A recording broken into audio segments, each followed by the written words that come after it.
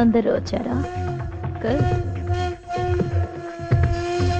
1 2 3 4 5. ఆరోది ఎక్కడా? మాట్లాడరే. ఆరోది ఎక్కడా?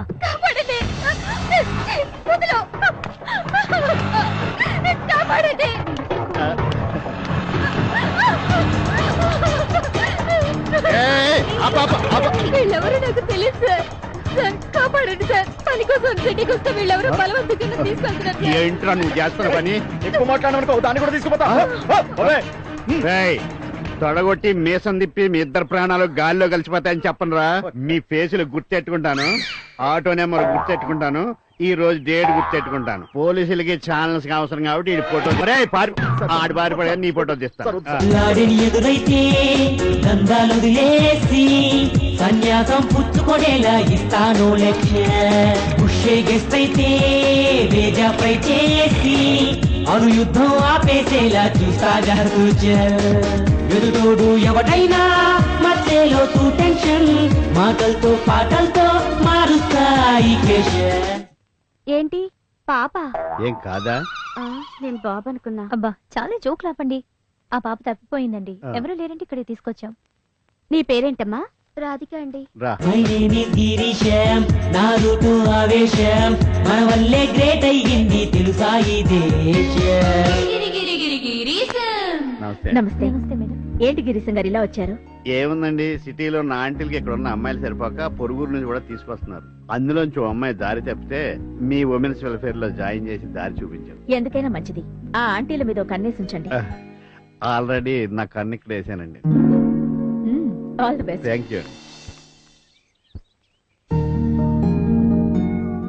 చెప్తానని, నీ మనసు మంచిది, నీ కళ్ళు బాగుంటాయి, స్నానం చేసిన తర్వాత నువ్వు డ్రెస్ చేసుకుంటావు, నువ్వు ఒక కారు కొంటావు, ఆ కారుకి డ్రైవర్ నేనే, నీకు సొంత ఇల్లు ఉంటది, నీకు 3 పిల్లలు పుడతారు, ఆ పిల్లలకు నా పోలికలు ఉంటాయి. అవును, నీకు కుజదోషం ఉంది. నీ అదృష్టం ఏంటంటే మొదటిసారిగా నీ చేపట్టుకు జాతకం ఎవడు చెప్తాడో వాడితో నీ పెళ్లి అవుతుంది. గోడలు దుడుచుకొచ్చావకే పడిపోతాయి. కాఫీ తీసుకురా గౌరీ. నీకు చంపేస్తాను. నువ్వెంత చదువు ఇవ్వకపోతే వాడు ఇలా నెత్తికెక్కుతాడు. నేను గౌరిని ప్రేమించాను, పెళ్లి చేసుకుంటాను. కూటికి ఠికానా లేదు కానీ నీకు ప్రేమలు పెళ్లిళ్ళు కావాల్సి వచ్చాయా? ఒక కులం లేదు, గోత్రం లేదు, చదువు లేదు, ఉద్యోగం లేదు. ఏం చూసి ఇవ్వమంటావా నీకు పిల్లని? నెత్తి మీద రూపాయి పెట్టమితే ఆవులా కూడా రాదు. అసలు నా కూతురికి పెళ్లి కాకపోయినా ఊరుకుంటాను కానీ నీలాంటి అయోగ్యునికి ఇచ్చి మాత్రం చెయ్యను. అసలు నీ కడుపులో ఎంత కుట్రుందని తెలిస్తే ఆ రోజు నిన్ను లోపలికి రానిచ్చేవాడు కాదు. నువ్వు నడవే గెస్ట్, నువ్వేమిటే పెద్ద గెస్ట్. సినిమా చూస్తున్నావా? చావు వంటింట్లోకి. కాఫీ కాదు, విషయం తీసుకురా. ఏడా వదిలిపోతుంది. కుజదోషం అయినా వదులుతానా?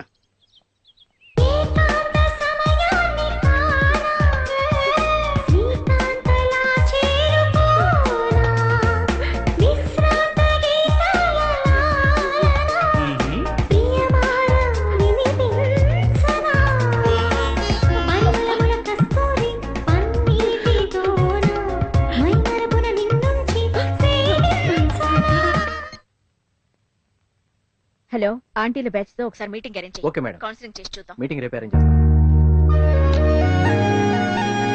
ఈ కౌన్సిలింగ్ మిమ్మల్ని మార్చడానికి కాదు, మారే అవకాశం వచ్చిందని చెప్పడానికి మాత్రమే పిలిపించాను.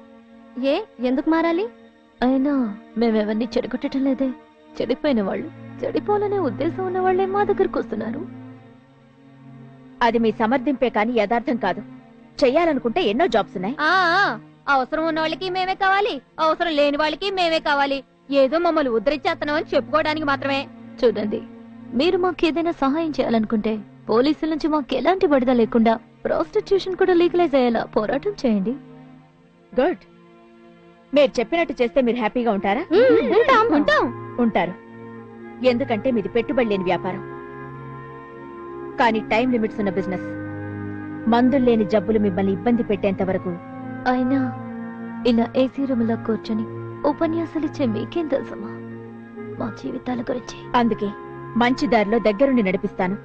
మీరు కలిసి వస్తే. ఒక్కసారి చెడిపోయిందన్న ముద్ర పడితే మారాలన్న మారనివ్వదు సొసైటీ. మా జీవితాల గురించి మీకేం తెలియదు మేడం, మమ్మల్ని ఇలా వదిలేయండి. నాకు తెలుసు, మీ జీవితాల గురించి పూర్తిగా తెలుసు. తెలుసు కాబట్టి మీలాంటి ఎంతో మందికి కొత్త జీవితాలను అందిస్తున్నాను. తెలుసు అంటున్నారు, మీకు చాలా అనుభవం ఉన్నట్టుందే. అదే, ఇలాగే మీ జీవితాలు నవ్వుల పాలు కాకూడదనే కొందరి జీవితాల్ని తీర్చిదిద్దాను కాబట్టే అటువంటి బాధలు తెలుసంటున్నాను. మారాలనుకున్న ప్రతిసారి వారానికి 7 రోజులు పస్తులుంటున్నాం. మార్పు సంగతి పక్కన పెడితే ఒక రాత్రికి 10,000. ఇది నేటి సమాజం. ఇప్పుడు కావాల్సింది ఆర్గ్యుమెంట్ కాదు, చేయాల్సిన పని వెయ్యాల్సిన అడుగు. మీకు మీ కుటుంబాలకి సమాజంలో సమాన గౌరవం అన్నీ అందేలా నేను చూడగలను. దీన్ని అవకాశంగా భావించి మారతారో లేకపోతే ఇదే జీవితాన్ని కోరుకుంటారో మీ ఇష్టం. ఆలోచించుకోండి. చిట్టి చిలకమ్మ అమ్మకొచ్చిందా?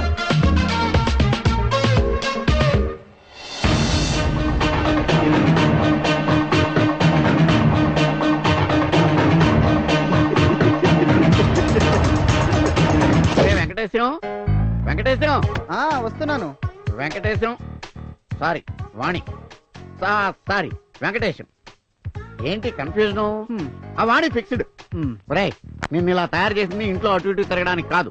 వెళ్ళి ఆ లేఖపతి గడికి ఫోన్ చేసి ఫామ్ హౌస్ లో హార్ట్ పార్టీ ఉందని చెప్పి ఆ కుర్రాడికి బాగా కిర్రెక్కించు. ఓకే? అలాగే. ఆగు. అలాగే ఎలాగ వెళ్ళిపోతే కుర్రాడికి కిర్రెక్కించడం కాదు, నీకు శోభనం జరుగుద్ది. అందుకని సంసారపక్షమైన మంచి కాస్ట్యూమ్స్ వేసుకుని వెళ్ళు. ఓకే? రే సెల్ బాంబు, మనోడికి మంచి సెల్ ఒకటి అరేంజ్ చేయి. సరే వస్తాను. గుడ్ మార్నింగ్ రామ్ శాస్త్రి గారు. Good morning. ఏంటి పిలిచారంట? పిలవడం వెళ్ళిన ఆయన పీకల మీద దాకా వచ్చింది. అది సరే, మిస్టర్ కే కూతురుతో పెళ్లి నిశ్చయం అయింది కదా, మరి ఆ భీమశంకరం గారి దగ్గర తీసుకున్న లక్ష తిరిగి ఇచ్చేస్తే బాగుంటుందేమోనని. ఏ లక్ష? అవునవును. చూడు బాబు, నాకు ఇవ్వవలసిన కమిషన్ కావాలంటే మినహాయించుకో, మిగతా డబ్బులు ఇచ్చేస్తే బాగుంటుంది నాయన. నాకు అలవాట్లేదు. ఒక్కసారి ఈ లక్ష్మీపతి దగ్గరికి లక్ష్మి ఎంట్రీ ఇచ్చాక నో ఎగ్జిట్. ఎస్, ఈ పెళ్లిని పోస్ట్పోన్ చేస్తే కొంచెం గ్యాప్ ఇచ్చి 2 పెళ్లిళ్ళు చేసుకుంటాను. ఇదో పెద్ద క్రైమ్ తెలుసా? నాకు చాలా చిన్న విషయం. చూడు, నీకు కమిషన్ కావాలి, నాకు డబ్బు కావాలి. ఈ 2 పెళ్లిళ్ళ మధ్య గ్యాప్ కావాలి. నువ్వు భీమశంకరాన్ని మేనేజ్ చేసుకో, మ్యారేజ్ పోస్ట్పోన్ చేసుకో. That's all. చాలా బాగా చెప్పావయ్యా. అసలు శాస్త్రి, నీకు సన్మానం చేయించాలని ఉందయ్యా. ఏ సెంటర్ లో చేయించమంటావు? జూబిలీ హిల్సా, బంజారా హిల్సా, పంజాగుట్ట శ్మశానమా? నాకు తెలియగలుగుతాను. ఈ మధ్యన నీకేదో మంచి కమిషన్ లభించే పెళ్లి దొరికినట్టున్నది, అందుకే నా పెళ్లి వాయిదా వేస్తున్నావు. లేకపోతే ఏమిటయ్యా నీ శాంతం? కాకపోతే ఎందుకు వాయిదా? మీ అల్లుడు గారే వాయిదా వేయమన్నారు సార్. ఎందుకు? ఆయన సాఫ్ట్వేర్ కంపెనీలో ఏదో హార్డ్వేర్ ప్రాబ్లం అట. ఇలా లండన్ వెళ్ళి అలా 15 రోజులు తిరిగి వస్తాట. రాగానే పెళ్లి. అయితే ఒక పని చేసి తగలడమను. అలా వెళ్ళిపోయేటప్పుడు ఇలా పెళ్లి చేసేసుకుని మా అమ్మాయిని కూడా తీసుకుని వెళ్ళమను. పీడ వదిలిపోతుంది. కాదండి. ఏది కాదండి? అసలు నీతో కాదయ్యా. నేను డైరెక్ట్ గా అల్లుడు గారి దగ్గరికి వెళ్తాను. ఈ పెళ్లి వాయిదా వేయడం కుదరదు అని ఖండితంగా చెప్పేస్తాను. ఇదిగో ఈ శుభలేఖ వేయించాను. మొట్టమొదటి శుభలేఖ మీకే. ఏ సాఫ్ట్వేర్ లో ఏ హార్డ్వేర్ చేయించుకుంటావో చేసుకుని తగలడు. తిన్నగా లక్ష్మీపతి ఇంటికి వెళ్తాడో ఏమిటో, అక్కడ వాడే పొజిషన్ లో ఉన్నాడు. తీరా ఒకరినొకరు ఎదురుపడ్డాక ఏమవుతుందో ఏమిటో. అల్లుడు గారు, అల్లుడు గారు, ఏం పనయ్యా ఇది? మామయ్య గారు, అది కంట్లో నలుకు పెడితే తీస్తున్నావు అంతే కదా? అది కాదయ్యా, పెళ్లి వాయిదా వేస్తానన్నావంటగా, ఎందుకు? అమ్మయ్యా బతిపోయాను. అది ఆఫీస్ లో ప్రాబ్లమ్స్ ఉన్నాయి నాకు తెలుసయ్యా, కానీ పెళ్లి వాయిదా వేయడానికి మాత్రం వీల్లేదు. ఎందుకనండి? ఎందుకని పెళ్లికి అన్ని ఏర్పాట్లు చేసుకుని శుభలేఖలు చేయించుకుని బంధువులందరినీ పెళ్లికి చావండి అని పిలుచుకుని నీకు మొదటి శుభలేఖ ఇద్దామని వస్తే నువ్వేమేమో ప్రాబ్లమ్స్ చెబుతావా? అది కాదు మామయ్య గారు. మీరేం చెప్పినా నేను వినం. నిశ్చితార్థమైనప్పుడే సగం పెళ్లి అయిపోయిందయ్యా.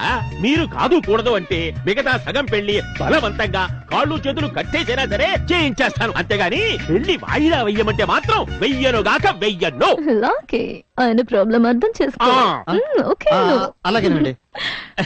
ఇదిగో నా సైడ్ నుంచి ఏర్పాట్లు అన్ని పూర్తయిపోయినాయి అయ్యా. ఇక మీ ప్రిపరేషన్స్ అది జాగ్రత్తగా చూసుకోండి. అవును, ఈ అమ్మాయినికి ఏమవుద్ది? కజిన్ అండి. బాబాయ్ అంటే నీ బండబడ నన్ను ఆలోచించుకుని ఇవేమయ్యా, వాటికి గాళ్ళ మీద పడిపోతావు. ఇదిగో అమ్మాయి, బాబాయ్ కాదు మామయ్య అంటే ప్రాక్టీస్ చేసుకో. గర్భసంచి లేకపోయినా తల్లులైన అక్క చెల్లెళ్ళు వీళ్ళ శార్థం ఓ గుళ్ళు లేకపోయినా తల్లులవుతారు. ఎందుకవరు? ఈ పేపర్లో ఏం తగలడిందో కేబీసీలో ₹1,00,00,000 గెలుచుకున్న తొలి తెలుగువాడు మిస్టర్ గిరీశం.